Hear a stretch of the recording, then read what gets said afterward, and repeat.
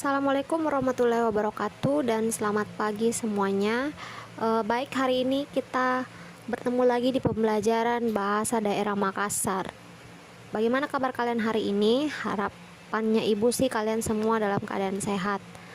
Dan semoga kalian tetap melaksanakan kewajiban ibadah kalian, baik itu yang muslim maupun yang non muslim, supaya betul-betul Allah atau Tuhan kita menjaga kita dari segala mara bahaya dan menghindarkan kita dari virus yang ada di muka bumi ini.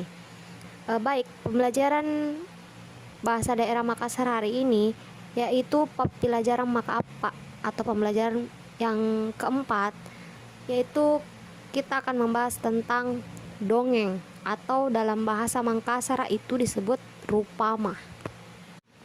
Baik, tujuan pembelajaran hari ini atau yang kalian harus capai hari ini, yang pertama yaitu kalian harus mampu menjelaskan apa itu rupama, dan kalian harus mampu menyebutkan atau menjelaskan jenis-jenis rupama. Baik, ibu langsung jelaskan. Yang pertama, pengertian dongeng atau rupama.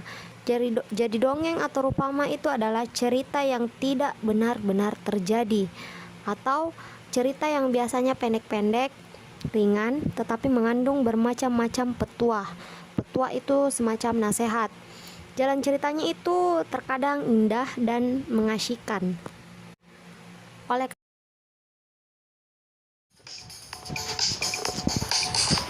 Riolo nia cerita kata lasana setria tau lolo anruna salomi lingkari anja landri limban namori anjo anruna manggena abuntingi poles yagan setre baine rua anakna landri kamana mi anjo apa mula. Karena itu, di zaman dahulu kala itu dongeng dijadikan sebagai media pendidikan bagi anak-anak karena cerita dongeng sendiri yang syarat akan nilai-nilai pendidikan.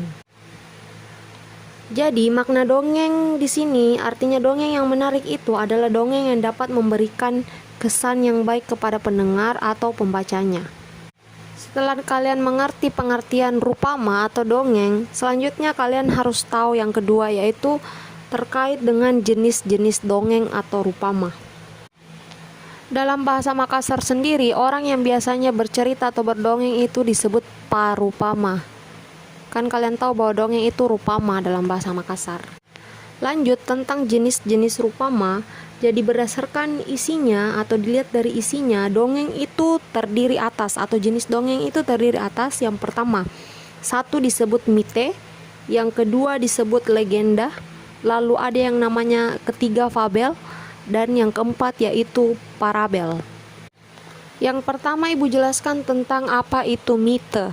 Mite itu adalah sejenis dongeng yang isinya berhubungan dengan kehidupan dewa-dewa atau roh-roh halus ataupun yang sejenisnya. Atau yang biasa kita dengar istilah mitos itu berasal dari kata mite. Jadi bercerita tentang hal-hal yang kalau dipikir anak akal sehat sih itu tidak masuk akal. Itu namanya mite. Saya kira di sekitar kita banyak contoh-contohnya ini. Misalnya saja orang mempercayai, misalnya orang Goa sendiri mempercayai bahwa Gunung Bawah Karang itu mempunyai kekuatan-kekuatan supranatural. Itu contoh dari mite. Atau misalnya Nyi Roro Kidul yang ada di pantai selatan yang ada di Jawa, itu salah satu contoh mite. Yang kedua, jenis yang kedua dari rupama itu disebut legenda. Jadi pengertian legenda itu adalah dongeng atau cerita fantasi yang dihubungkan dengan kenyataan di alam yang belum tentu kebenarannya. Artinya masyarakat setempat itu kadang mengait-ngaitkan bahwa kejadian itu berhubungan dengan B misalnya, atau kegiatan B berhubungan dengan kegiatan C. Seperti itu yang namanya legenda. Contohnya saja misalnya batu karang yang menyerupai kapal rusak dihubungkan dengan cerita anak yang durhaka kepada ibunya. Maka lahirlah cerita Malin Kundang.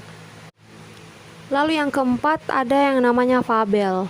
Fabel yang ketiga maksud ibu, yaitu dikatakan fabel artinya adalah dongeng mengenai kehidupan binatang yang dilukiskan dalam berbuat dan bercerita seperti manusia. Jadi yang berkaitan dengan binatang atau rupama yang berkaitan dengan binatang itu disebut fabel. Mungkin di bahasa Indonesia kalian sudah pernah dengar juga.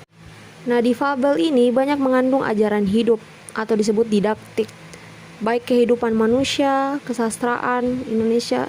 Dan kesastraan Indonesia itu cukup kaya dengan cerita-cerita binatang.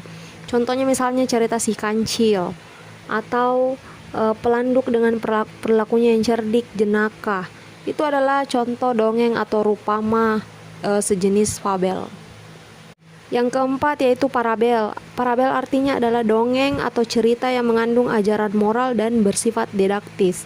Contohnya misalnya hikayat Lukman Hakim, hikayat Imak Kutaknang, Daim Menuntungi. Ini dalam sastra Makassar ya, itu contoh-contoh dari parabel. Lalu ibu tambahkan ada juga jenis dongeng atau rupama yang disebut sage. Sage itu adalah cerita lama tentang perbuatan kepahlawanan. Jadi peristiwa-peristiwa kepahlawanan merupakan bagian dari sejarah. Nah, ini yang disebut sage. Misalnya yaitu tentang dongeng Putri Hijau. Lalu ada juga termasuk rupama alam atau asal mula sesuatu, dongeng peri atau rupama peri, dan yang terakhir itu ada juga dongeng jenaka atau dongeng humor. Ini biasanya berhubungan dengan kejadian-kejadian lucu. Jadi perlu ibu simpulkan di sini bahwa kalian harus tahu apa itu dongeng dan ketika orang mendongeng itu disebut apa. Jadi dongeng itu diistilahkan dalam bahasa Makassar yaitu rupama, sedangkan orang yang mendongeng itu disebut rupama.